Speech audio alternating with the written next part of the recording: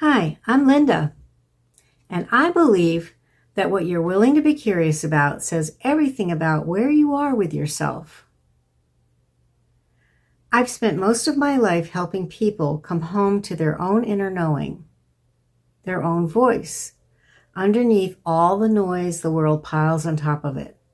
That's my work. That's my mission.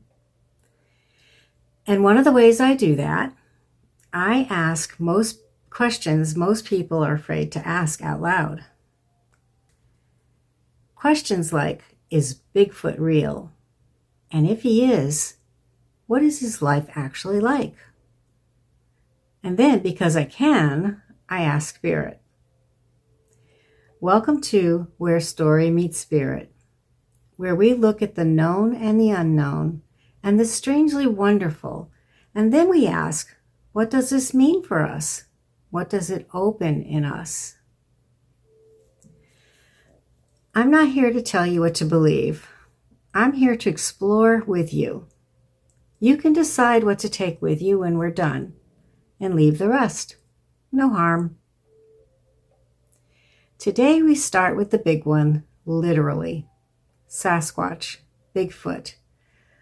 The one everyone's seen a grainy photo of and secretly wonders about. I have to tell you, I went into this thinking I was going to get a spooky story. What I got instead stopped me in my tracks. Let's start with what humans have been saying for a very long time. Reports of large, upright, hair-covered creatures have appeared across nearly every continent for centuries. Indigenous peoples across North America have names for them. Sasquatch comes from the Halkomelem word for wild man. In the Himalayas, they're called Yeti. In Australia, the Yowie. This is not a new idea. Humans have been bumping into something in the woods for a very long time.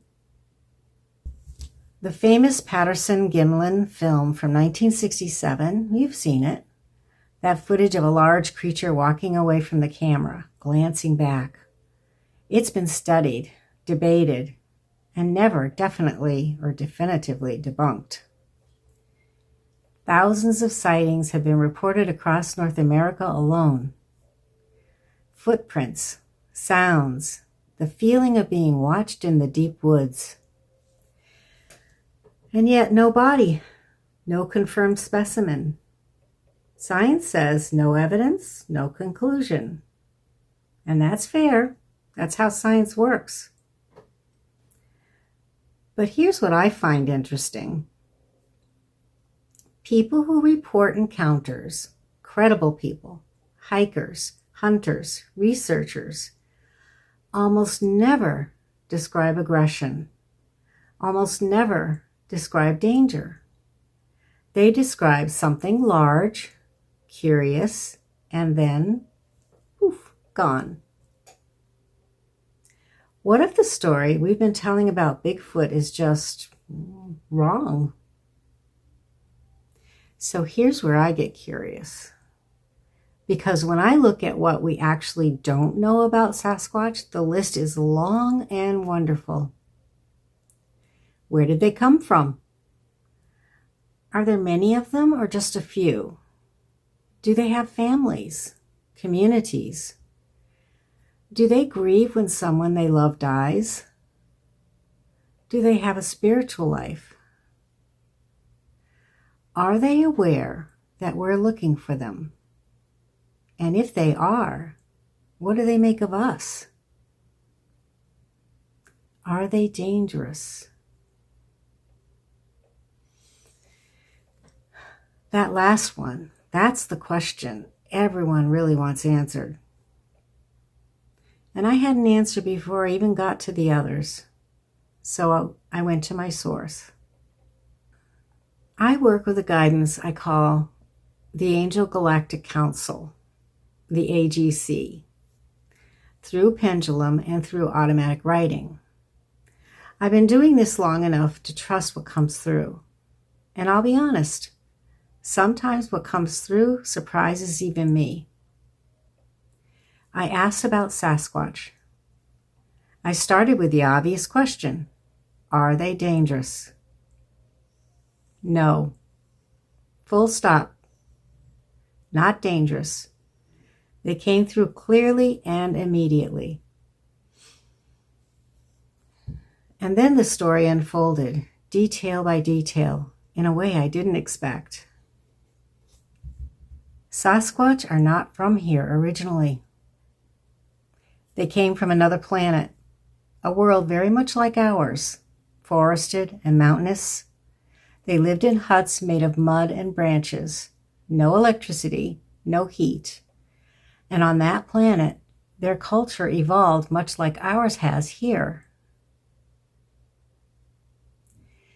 They left, or more accurately, they were sent here because of a specific kind of failure. On their world, living only for yourself, apart from community, was considered a serious wrong. Their crime, if you want to call it that, was individualism. They lived for self instead of collective, and so they were exiled, sent to Earth to learn. They've been here about 4,900 years. There are roughly 5,500 of them now. Lifespan of 98 years. Pregnancies last 45 weeks. Their young reach adulthood at age 5. They are vegetarian. They build homes and deliberately avoid detection, not because they are threatening, but because they are protecting themselves from us. Their community structure is beautiful, actually. There's a single male leader, an alpha, not elected, just naturally the strongest and wisest. Males are protectors, builders, tool makers. They teach the male children. Females forage, prepare food, tend to the health and healing, and care for the children. It's a communal and deeply intentional lifestyle. They communicate with a language, guttural, physical, and also telepathically. They are spiritual beings. Many have gifts, clairvoyance, strong intuition, even what sounds like teleportation. The intelligence of their leader is roughly equivalent in human terms to a bright 9-year-old. But their survival intelligence, that's something else entirely. They know we're looking for them. They want to be left alone. And yet, this is the part that got me. They would like to be able to communicate with humans. They just don't trust that we're safe. Can you blame them?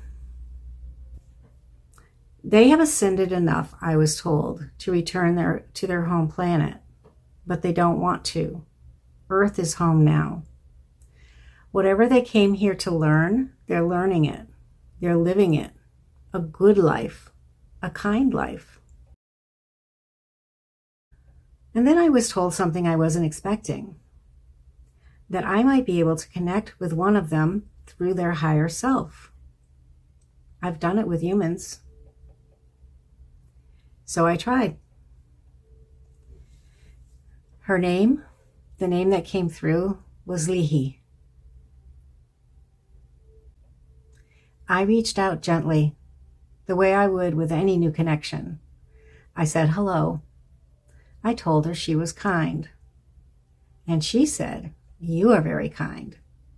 I am living happy life, safe life." I asked if there was anything she wanted to share. She said, "Love is the only way forward." I laughed. I actually laughed because that is the title of one of my books. And it's the ending statement every time I do a channeling with the Angel Galactic Council. Love is the only way forward. And I asked her, "Where did you hear that?" She said, "Metatron." And I said, "You connect with him too?" She said, "Yes." and I felt it then. We were both laughing. This large, quiet, gentle being in the woods somewhere, and me in my house in Massachusetts, connected through something neither of us can fully explain, laughing together. She swung the pendulum in a strong yes.